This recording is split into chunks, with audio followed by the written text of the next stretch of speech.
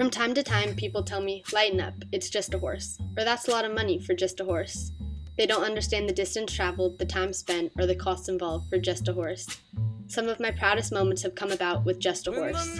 Many hours have passed and my only company was just a horse, but I did not once feel slighted. Some of my saddest moments have been brought about by just a horse, and in those days of darkness, the gentle touch of just a horse gave me comfort and reason to overcome the day. If you, too, think it's just a horse, then you'll probably understand phrases like just a friend, just a sunrise, or just a promise. Just a horse brings into my life the very essence of friendship, trust, and pure unbridled joy. Just a horse brings out the compassion and patience that makes me a better person. Because of just a horse, I will rise early, take long walks, and look longingly into the future. Oh, stand by me. Oh, stand by me. Stand by me. I gave everything up for my one true passion. It contained all my hopes, dreams, and aspirations for the future. Ballet, swimming, and volleyball became hobbies of the past, while I strived for success in the equestrian world. It all began when I was 4 years old. From the moment my hand touched the dental foal, I knew that my life would soon revolve around horses. I quickly began horseback riding lessons, and then the Christmas when I turned 9 years old, I received my first pony, Diana. She was tiny and innocent looking, but she loved no more than throwing me off her back in the mud multiple times a day. As much as I loved that pony, she was a total brat. She taught me responsibility, compassion, and trust at such a young age that I owe it all to her. Diana, along with my future horses, shaped the person I am today. By the time I was in 7th grade, I was too big for this petite pony, and the search was on for a larger pony. This was when we came across Penny. She soon became my new pony that would hopefully pursue my dreams and career in the equestrian industry. She had the sweetest disposition when handled on the ground, but once it came to the riding aspect, it went straight to hell. If Penny was a car, her brakes failed multiple times a day. Can you imagine all the accidents I went through? Within a year of broken bones and bruised limbs, riding became disastrous, to the point where I was more frightened of riding than ever before. That's when Harris came along. I was 12 years old by this time, and I once again began to look for a horse. Not a pony, but a horse. I was now taller, but back to a pony that was half my size. Harris was offered for sale at the barn where I rode at, and we purchased him at the end of 7th grade. Penny and Diana both taught me life lessons and gave me many memories that I will never forget, but Harris brought a whole new aspect of riding into my life, the competitive A circuit of horse showing. This is when my riding career really began. Harris was a saint in the horse world, and the opposite of Penny. When I rode him, he was always perfect and reliable, trustworthy. For 2 years I competed with Harris, and we together won countless ribbons. While I still rode him competitively in Northern California, I wanted to go bigger. After 2 years, I wanted to move to a more competitive riding center and train with the best. I soon moved to a barn in Petaluma where I traveled for 1 hour, 4 days a week to become the rider I am today.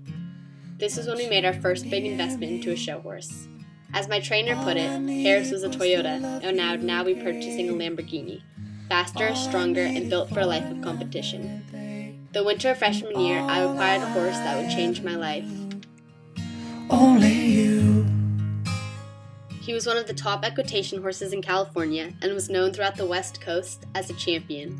His name was Lucky Mushroom. He had a quirky personality with the disposition of a puppy. When I rode him, I felt unstoppable, a dream team in the equestrian world. The bond I shared with Mushroom was something I had never experienced before. He was not just a horse to me, he was my life. We traveled throughout California, going to Los Angeles, Sacramento, Pebble Beach, and San Luis Obispo, gaining too many memories to even fit into a book.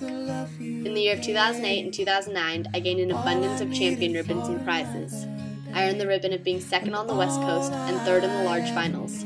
I was 14 at the time and the only person under the age of 18 to place in the top 10.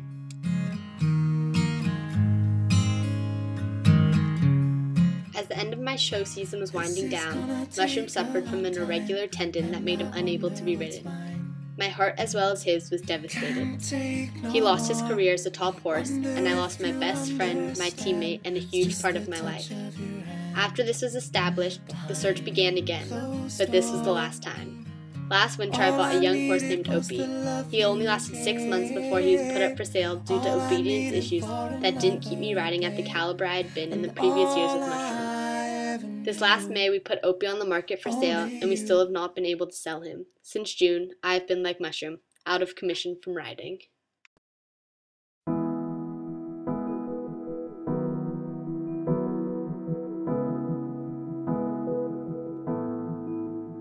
And it's not just a game. This time, though, there won't be another horse search or another horse entering my near future.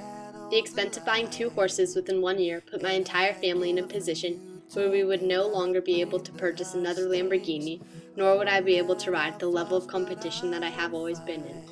Being a horseback rider set me apart from most average high school girls. I spent over 30 weeks of the year at shows and competing at a national level with my team, my horse.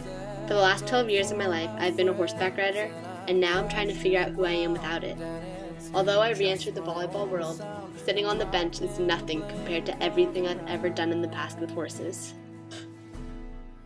I'm sure most of you are curious as to how Just a Horse has impacted my life so immensely, but these last few months without the trust within an animal, the wind in my hair, and the gentle touch of a horse have been very difficult.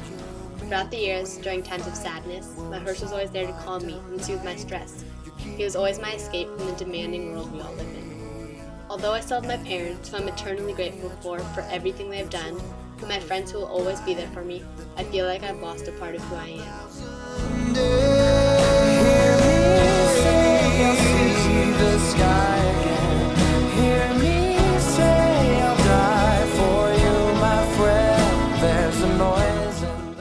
To my friends, I've always been the horse girl, but now who am I? The one thing in my life that kept me going to persevere through the tough times and put a smile on my face without doing anything has vanished. These past few months, I've tried to establish a new identity and leave horse girl behind. But no matter how hard I try, my thoughts and dreams continue to sway back to my love for horses. What I have gained, but now, also, what I have lost. In the previous months and my future, I have and will continue to grow apart from horses, leaving my past behind. I know I need to move on and grow up, but to me, horses in my life are irreplaceable. These past 12 years, I've had a horse by my side, a teammate in life, and I hope that one day, the name Horse Girl will be relevant again.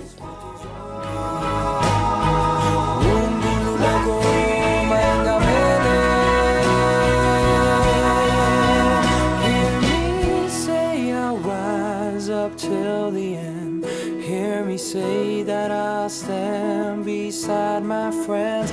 I won't stay on the floor, I will settle the score. I stumble, I fall, and I pray.